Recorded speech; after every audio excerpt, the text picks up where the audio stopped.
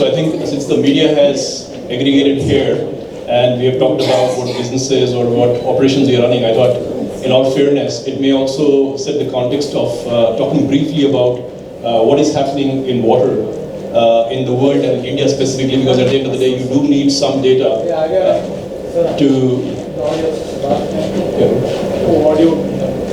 Okay. So I thought you would need some data to go back to your editorial staff and to get the concurrence to write something about water in India and globally. Yeah. So this is the brief presentation, and post the presentation you can have a Q&A if you have any questions regarding that. So all of you are aware that 70% of the planet is water, and I think you would have read this in your geography lessons when you would be kids. However, what many people don't understand is that a very small fraction of that is extractable economically for human consumption, which is fresh water, which is 0.1%. Because most of the water, even though it's 2.5%, is actually logged as glaciers in the glaciers and the snow-capped peaks of the world, and therefore it cannot be extracted economically across the world. It's only 0.1%, majority of which is surface water, and then small part is groundwater, which is known as the aquifer. Yeah. Coming specific to India, by 2040, India will be one of the water-stressed countries of the world, the way we are extracting water right now. That there are ramifications of that, and there are implications which are far grave, and one needs to understand that in the context of what we are trying to do here, in the context of what the world has to do globally in order to address this problem. Unfortunately, however, the distribution of water is not equitable. For example, US has about 4% of the global population, but about 16% of water reserves. In India, it is exactly the reverse. It has about 17% of the global population, but about 4% of the water reserves, and that's depleting fast because there is so much demand for clean and safe water. Yeah?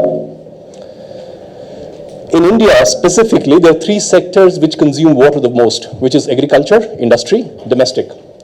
What we have tried to do here, and it may not be the politically best thing to say, but we have tried to do here is explain how each sector is using or consuming water.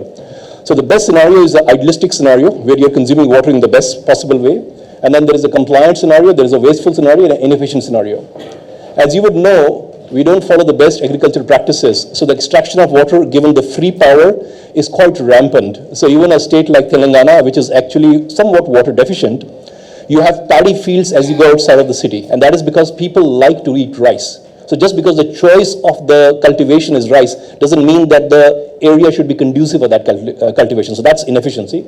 As far as the industry is concerned, you'll see that it's by and large compliant because it has no choice. It will lose its license to operate if they don't conform to the prevailing regulations of water discharge and management. And finally, domestic consumption. By and large, the fee for water or the tariff for water is so low that nobody would even know it vis-a-vis your power tariff. So with the result, there is an element of wastefulness that creeps into the usage of water in the domestic segment. So there are solutions. There is a solution with regard to using water value chain very efficiently in the entire value chain. I'll explain to you in the next slide.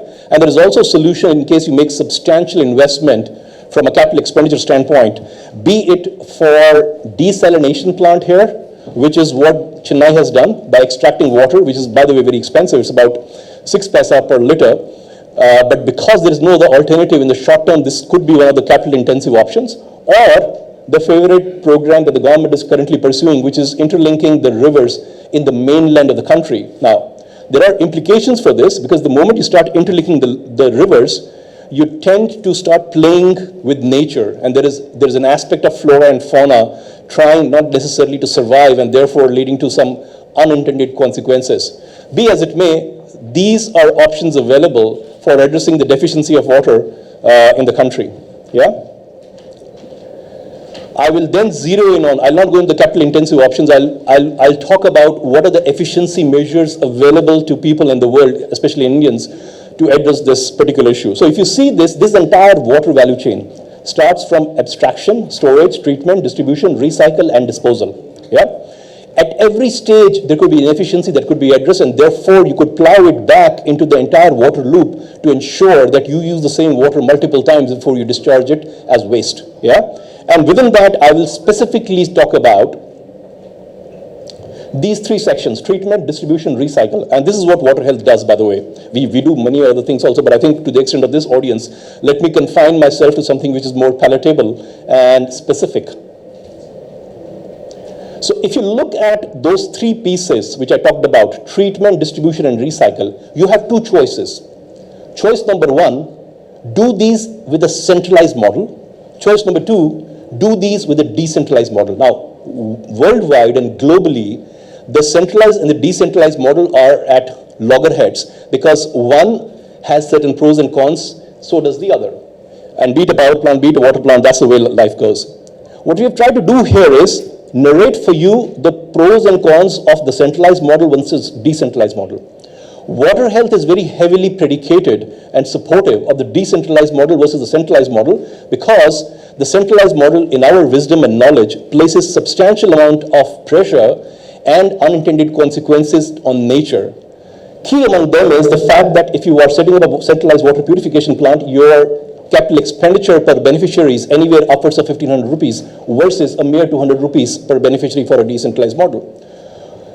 It can take about 3 years. This takes about less than 10 weeks. It's a complex design. This is relatively simple. Central process, local process requires large resources of rivers and dams because you're extracting millions of liters of waters from a single location versus something which you are doing locally with lakes, ponds, or aquifer. And finally, environmental impact is quite minimal. It's minimal here, and it's quite large there. And finally, plant breakdown. If the plant breaks down, the whole system comes to a standstill here. Even if one plant breaks down, the rest of the plants continues to run. So that's the way in which you insulate the failure. With that said, let me talk about WaterHealth. So the company was set up 12 years ago with the vision of providing scalable, safe, affordable water solutions to people. And the great mission was to reach 100 million consumers by 2020. Initially, the progress was very slow, but we finally are serving about 10 million consumers. So that's been a little bit of an impetus to our growth. And you reach a tipping point in most business lines, and that's, I think, where we are currently. Yeah? We are present in West Africa and India, about 1,000 plants in India and growing exponentially in Africa. We look at the world from two worlds. The first world is the consumer world, where community and people at large need clean and safe water affordably and reliably. And then there's the commercial world, which also needs the same water for different reasons. And therefore, because it's not a one-size-fits-all, anything that we do has to have a specific advantage and applicability given the kind of segment that it's addressing. So I won't get into the details of that, but these are broadly the solutions. By the way, to the extent of this particular audience, the solution that you'll be seeing post this meeting is the camp and the bottling plant, which is displayed here. Yeah? For the consumer world, which I talked about, which is the first world, what we do is we set up a public-private partnership with the local community, and we set up a community water system, which we showed you in the previous slide, for 25 years and provides safe water to the people. After the concession term, the plant belongs to the community and they run it for posterity. So we build capacity and ensure that things get done. We ensure that the sustainability of the plant is on all 5 parameters. Financial, the plant should generate adequate money for its own sustenance. There's no charity there. It's environmental sustainable so that whatever you consume is what you use. All other water gets treated and discharged back into the aquifer, so you have zero liquid discharge. Institutionally, you work with corporators, municipalities, or other stakeholders to ensure that you have the patronage of all these stakeholders during the term of the concession. Finally, technical capabilities, you build capacity in the areas to ensure far after you're gone, things continue to run. And social sustainability. This is a frame of reference. In 2006, we set up our first plant in a place called Vempa in Andhra Pradesh. 13 years hence, it's still standing still and as good as new. So that's an epitome of the fact that the sustainability matrix do work. In the corporate world, we look at the world in these 5 sub-segments: corporates, hospitality, restaurants, institutions, SMEs. Like I said, it's not a one-size-fits-all. Different solutions address different needs. And what are the needs? There are a few needs for the corporates and other customer segments. The first need is getting rid of plastic. The second need is to have water available reliably. And third, although it's not stated, but it's implied, is that all of this should be done at affordable price, which is always the pressure that most of the commercial guys are, because they have to do better than what they did yesterday. So these are the composite expectations that most of the customers have, and rather than boring you with all the details, this is how we look at the world. Each solution specifies or addresses a special segmented expectation. Yeah? Zeroing further, what you'll see post this meeting is what we call in our parlance purification bottling transportation system. So it has a purification unit, which you'll see. It's called CAMP, which is an acronym for Compact Automated Module for Purification. And this particular module ensures that it is remotely monitored. It's completely automated with Siemens and all the jazz, IoT and all the good work. We have a bottling plant, which is again completely automated, and then the transportation mechanism. So this is duly supported by procurement, operation, and maintenance, because it's a turnkey program. Yeah. The benefits for the people is the remineralization of water, because people increasingly look at water to provide in the minerals rather than ingesting a pill, which is passé.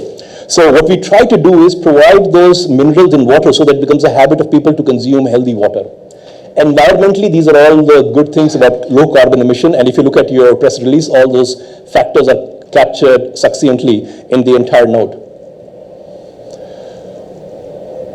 Coming more specifically and looking at the horizon or future going forward, if I was to look at the crystal ball and take a punt on what the hospitality industry would look like, hospitality industry, depending on the kind of capacity that they need in terms of bottled water, would fall in any of these three categories: less than 500 bottles per day, 1,000 bottles a day, 1,500 bottles per day. Yeah? And the associated impact on plastic that they can dispense in on 1 year, 2 years, 4 years, and 10 years is indicated here, which is fairly large. If that is not enough, the carbon footprint emission that can be saved for all these three segments is indicated here, and finally the energy saving. Yeah. So this is the protracted impact going forward if this becomes a rage in town, rage in India, which I'm sure it will, and then lead to all the good impacts. And finally, this is my culminating or the last slide. Technology will be a key enabler. In fact, this operation and this journey will be very heavily driven by the use of technology, because increasingly putting more manpower behind running an operation is going to make it cost inefficient.